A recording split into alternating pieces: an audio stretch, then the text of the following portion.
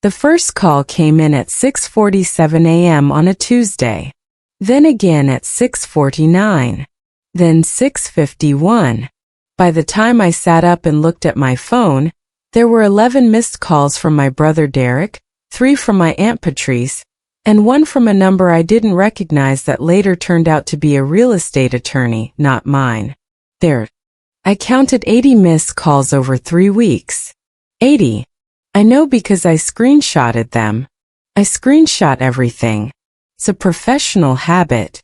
When you spend your career reading between the lines of financial documents, you stop believing that anything disappears just because someone wants it to. 3 weeks before those calls at Thanksgiving dinner, my cousin Marcus had wrapped a $2 scratch-off lottery ticket in a bow and slid it across the table toward me. "For the family CFO," he said. Everyone laughed. Even my grandmother, which was the part one filed away. Not with anger. Just filed. Welcome to Family Revenge Stories New. The channel where quiet people keep the receipts and family learns that boundaries have a price. If stories about dignity, documents, and consequences are your thing, drop a comment below and subscribe. You're exactly where you need to be. My name is Renata. I am 38 years old. For the past 11 years, I have worked as a forensic accountant, which means, practically speaking, that I am the person companies hire when they suspect money has gone somewhere it was not supposed to go. I find it. I trace it. I document it. I present a report. Courts take my reports seriously because I write them the way I live, without sentimentality and without gaps. I say this not to position myself as formidable. I say it because it matters to understanding what happened next, and why the $2 scratch-off was not just an insult. It was a diagnostic. When you work in forensic accounting, you develop a particular relationship with numbers. You stop seeing them as abstractions. $14,000 is not $14,000. It is rent for 8 months or a transmission replacement and 3 months of groceries, or half of what someone needed to keep a small business open one more season. Numbers are always a story about what someone decided mattered. Always. My grandmother Estelle had raised 8 children in a 4-bedroom house in a part of the city that was not fashionable then and is now worth something. She had buried a husband. She had worked the same job for 22 years, cash and carry retail, the kind of work that leaves its mark in the joints. She was 81 when I moved back to be close to her. 79 when she started needing someone to drive her to appointments, and then to sit with her at those appointments and take notes because the notes mattered and she knew I would take them right. I was the one who took the notes. That was not a complaint. It was just the arithmetic.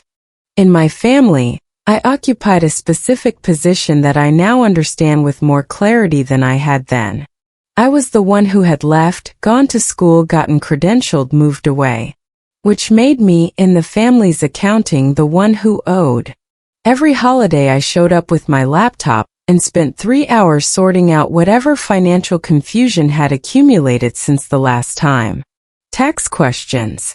Insurance forms. A dispute with a contractor who had taken a deposit and disappeared. The problems varied. My availability did not. My grandmother called me Little Ledger when I was a child. I thought it was affectionate. It was, I think, also accurate in a way she intended quietly and I understood only later. Thanksgiving fell on the 23rd of November. There were 22 people at the table, which is a number I remember because I had ordered the turkey, a 19-pound bird from a farm 40 minutes outside the city, because Grandma Estelle had mentioned once, in the way she mentioned things she didn't expect to receive, that she missed the kind of turkey that tasted like something. The scratch-off happened at 4:17 p.m. I know because I had just checked a text from a client. Work doesn't fully stop for me, another thing the family found amusing. And my phone was in my hand when Marcus made his presentation. He made a show of it. He stood up. He had wrapped the ticket in a small red bow and set it on a little folded piece of paper that said, Renata, finance department. The table thought this was very funny. My Aunt Deb said, "Finally a bonus." My cousin Leon said, "Girl, you earned it." Derek, my brother, laughed with his whole body, the way he only laughs when he's performing for an audience. Grandma Estelle smiled. A small smile, the kind that doesn't use the eyes. I scratched the ticket. It was not a winner. Everyone laughed again. Marcus said, "Guess that's why they call it gambling." I set the ticket on the paper it had come in. I did not throw it away. At the time I couldn't have told you why. Now I photograph things that feel like evidence before I know what the case is. I took a photo of the scratch-off on its little folded paper at 4:19 p.m. November 23rd. 2 minutes after Marcus had handed it to me. I still have it. Grandma Estelle died on December 11th. 18 days later. She had been declining, which we knew. What I had not known, what none of us had known, I thought, was that in September she had finalized a revised estate plan with an attorney named Bernard Cho, whose number was on a business card I found tucked inside the cover of her household Bible 2 days after the funeral, written in her careful handwriting, "Bernard Cho, call Renata." She had written my name. She had written it before she wrote anything else on the card. Just call Renata. I called Bernard Cho on December 15th. I made the call from her kitchen, sitting in the chair she always sat in at the small table by the window, because I had not yet been able to make myself leave the house, and I thought if I was going to hear something I needed to be somewhere that still smelled like her. Bernard Cho was professional and precise. I recognized a fellow practitioner of calm. He asked me to come to his office on the 17th. He said he had been instructed to speak with me before any other family member. Those were Estelle's instructions, he said. He said it twice, not because I hadn't heard him, but because he understood that I might need to sit with it. I sat with it. I arrived at Bernard Cho's office on December 17th at 10 a.m. with a legal pad. I date the top of every page of every legal pad. December 17th. Bernard slid a folder across his desk that contained a 31-page revocable trust document, a 2-page amendment signed September 9th, the September before she died, and a letter in a sealed envelope with my name written on it in Estelle's handwriting. The letter was addressed to me. I set it aside and read the trust first. Twice. Then a third time more slowly. The house, the 4-bedroom on Oleander Street, which the county had assessed at $334,000 and which a realtor, I would later learn, had told my cousin Derek was worth closer to $450 easy, given what's happened to the neighborhood, was placed in trust. The trust named me as sole trustee, not a co-trustee, not one of several, sole. The trust directed that the property not be sold for a minimum of 3 years from the date of Estelle's death. It directed that during those 3 years, any rental income generated by the property was to be used first for maintenance and taxes, and any remainder was to be dispersed at my discretion to family members demonstrating need, as determined solely by the trustee. As determined solely by the trustee. I read that phrase 4 times. I wrote it on my legal pad. I underlined it. There was more. The September amendment had removed 2 names from a secondary distribution list and added 1 charitable beneficiary, a literacy nonprofit that Estelle had volunteered with for 6 years, which would receive 30% of the trust's liquid assets upon the house's eventual sale. The 2 names that had been removed were Derek and Marcus. I set the document down. I picked up the letter. It was 2 paragraphs. I will not read the whole thing here. But there was one line I have read probably 40 times since December 17th. I spent a long time letting people confuse my silence for agreement. You never did. That is what trustee means. I sat in Bernard Cho's office for 26 minutes after I finished reading. I looked out his window at a parking garage. I thought about the scratch-off. I thought about the turkey. I thought about the way she had smiled with only her mouth at Thanksgiving, the smile that doesn't use the eyes, which I now understood was not a smile at approval but at recognition. She had already known on November 23rd that she had signed the amendment in September. She had watched Marcus hand me a $2 joke, and she had already written my name on Bernard Cho's business card and tucked it in her Bible. I drove home. I read the trust a fourth time. I made a list of everything I needed to do in order and I started at the top. If you've ever sat at a table where they passed the punchline around and forgot that the joke was a person, you already know where this is going. Stay with me. This is the part where the receipts start talking. The first indication that something had shifted came on December 19th. Derek called, not one of the 80, this was before the 80, and said he'd heard from someone at the funeral home that there was a trust. He had heard, he said, that the house was involved. He wanted to know when the family meeting was. What family meeting? I asked. To discuss the estate, he said, as if this were obvious. As if there was a default family meeting to which I had not yet sent the calendar invite. I asked him one question. I asked him what he thought the house was worth. He said, I mean realistically? $450, $475. Location's finally working in our favor. I said, He kept talking. He said he'd spoken to Marcus about some ideas. He said there were options on the table. He said the family had agreed, he used the word agreed, that the smart move would be a sale, split the proceeds, clean break. I said, who's the attorney who handled Grandma's estate? He paused. He said, well, that's what I'm calling about. We were going to ask you to. I already know the attorney, I said. I met with him Monday. He paused again. Longer this time. Okay, he said. Good. So you can set up the family meeting. I'll be in touch, I said. And I was. I called Bernard Cho that afternoon and said, please send the notification letters to all named and formerly named parties as outlined in the trust instrument. He said he'd have them out by December 22nd, 2 days before Christmas Eve. The letters went out on December 22nd. The first missed call came at 6:47 a.m. on December 26th. By the time I stopped counting at 80, the calls had come from Derek, Marcus, my Aunt Patrice, Leanne, 2 cousins I had not heard from since 2019, and that unfamiliar number, the attorney they had retained, a man named Gary who left me a voicemail on December 28th that described itself as a courtesy outreach, and suggested there might be grounds to contest the amendment based on undue influence. I transcribed Gary's voicemail, word for word, dated it, added it to the folder. I did not call Gary back. I forwarded the transcription to Bernard Cho. On January 4th, Derek showed up at my apartment. Not a call. In person. At 11 a.m. on a Tuesday.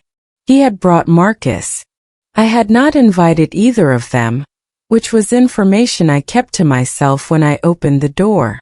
Derek was doing the thing he does when he wants to appear reasonable, which is to keep his voice just slightly below what the situation seems to call for. He said he understood I had been given some role in the estate. He said the family respected that. He said Grandma would have wanted everyone taken care of. He said, and this is the exact sentence, I wrote it down within 4 minutes of their leaving. She didn't understand what the house was worth, Renata. She was 81. She had no idea what the market had done. Marcus nodded. Marcus had not spoken yet. I looked at Derek for a moment. Then I asked the question, when's the last time you visited her? He said, what? Before she died. What was the last time you came to see her?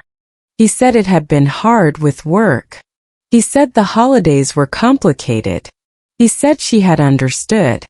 Marcus looked at the floor. I said, "I'll be in touch." They left. I sat down and I called Bernard Cho and I told him we were proceeding as documented and that I would be reaching out if anything changed. He said, "I expected as much. The thing about forensic accounting is that patience is not a virtue. It is a methodology. You do not move until the record is complete. You do not act on what you suspect. You act on what you can document, lay flat on a table, and prove to someone who doesn't know any of the parties." I was not angry. I want to be clear about that. Anger is expensive and imprecise, and I had work to do. Calm is not the same thing as weak. My family had confused the two my entire life. It had seemed, up until December, like a safe assumption on their part. The gathering was proposed by Aunt Patrice on January 12th. She framed it as a family dinner to process grief together, which was accurate in the way that a lot of things are accurate while being almost entirely untrue. She sent the invitation via group text at 7:30 p.m., which I screenshotted. She said we would meet at her house on the 18th. She said it was important for the family to stay unified. I confirmed I would attend. I prepared a folder. 9 documents tabbed.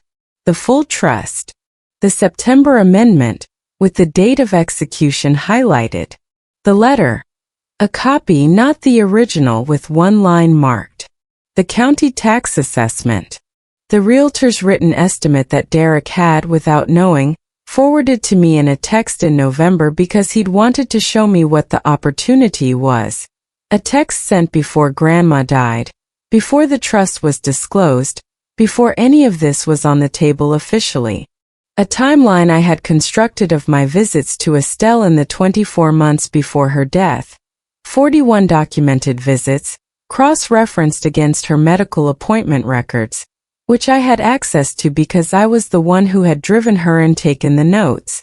The last tab held the photograph of the scratch-off ticket on its little folded paper. November 23rd. 4:19 p.m. The finance department joke. I printed it in color. I placed it last. I arrived at Patrice's house at 6:58 p.m. on January 18th.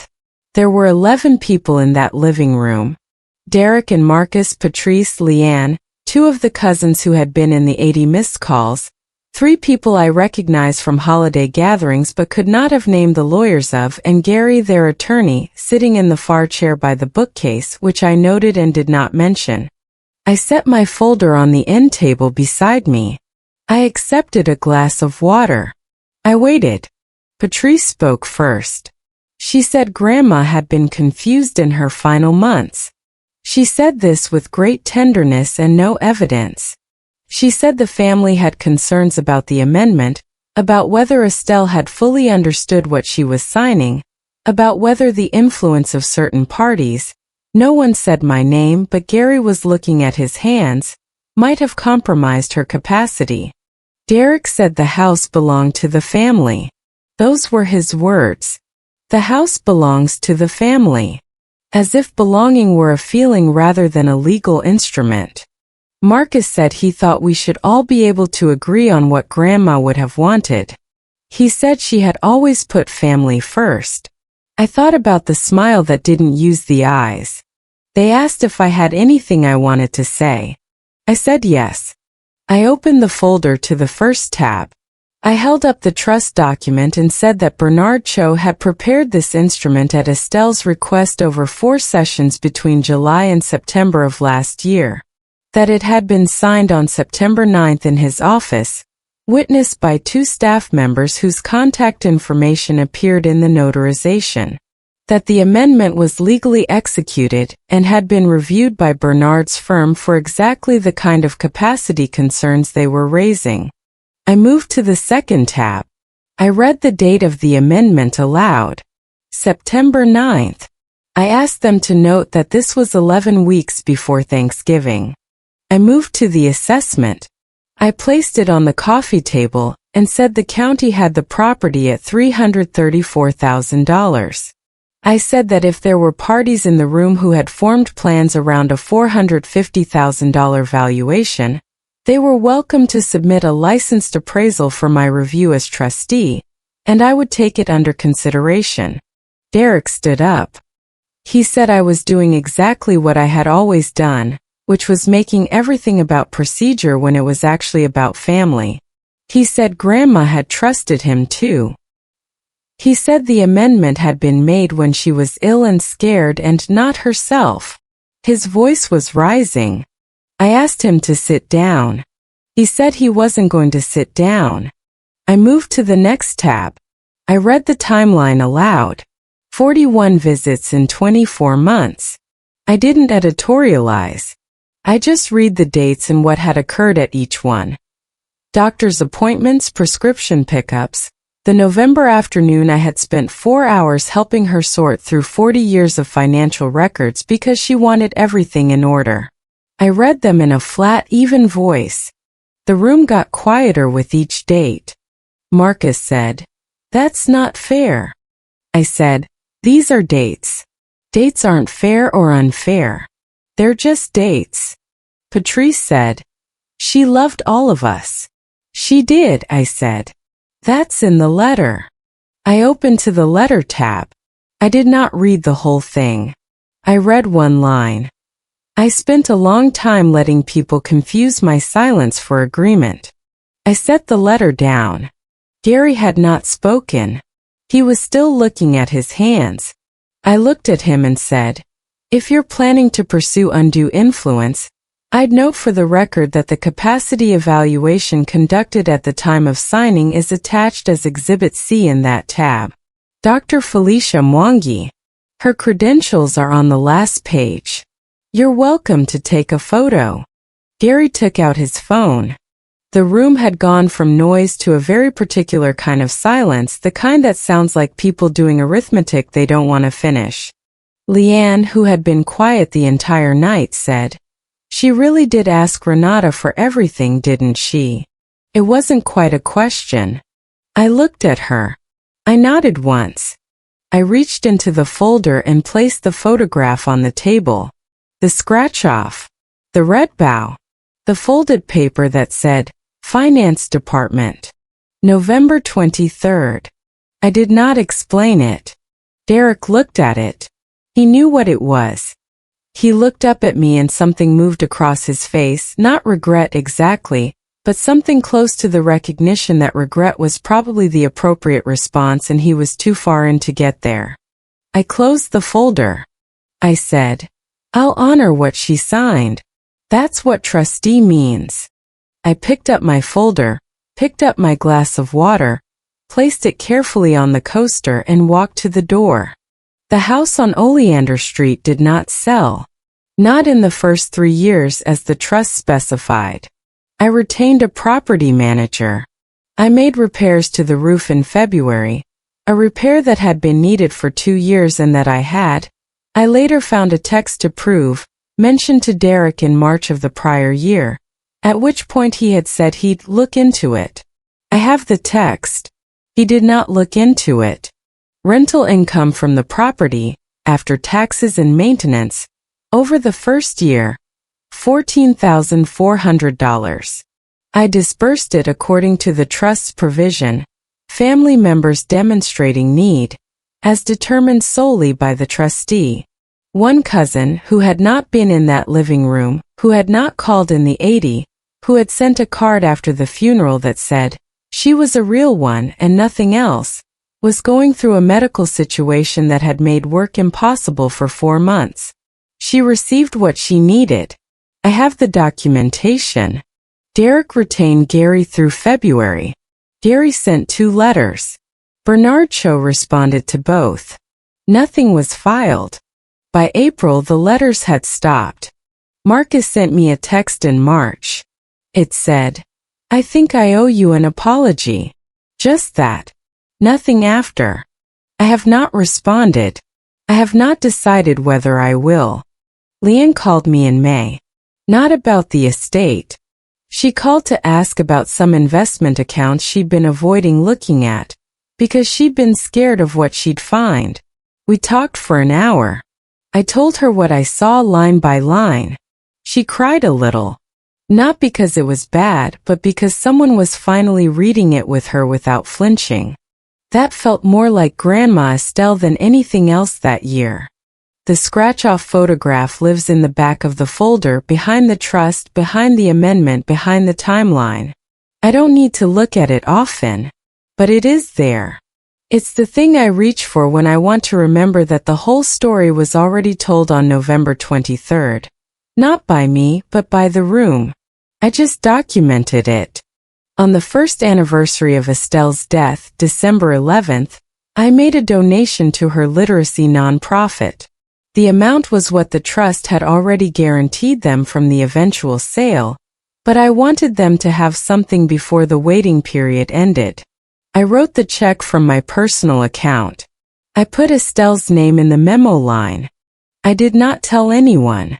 The thing I have learned in 11 years of following money through the places people try to hide it, is that what people do with resources tells you exactly what they believe. About what's owed. About who counts. About what their own name is worth when nobody is watching. Estelle knew this. She knew it before I did. She just waited, the way quiet people wait, until the documents were final and the business card was tucked in the Bible, and the right person's name was written on it in careful handwriting. She did not confuse silence for agreement. Neither do I. If this story reminded you that care is a record and records have weight, and the people who showed up without an audience are often the ones who were seen most clearly by the people who mattered, take that as your sign. Check what you've been signing. Call the people you've been meaning to call. Update what needs updating. Drop a comment. Tell me who your Estelle was. Hit subscribe and I'll see you in the next one.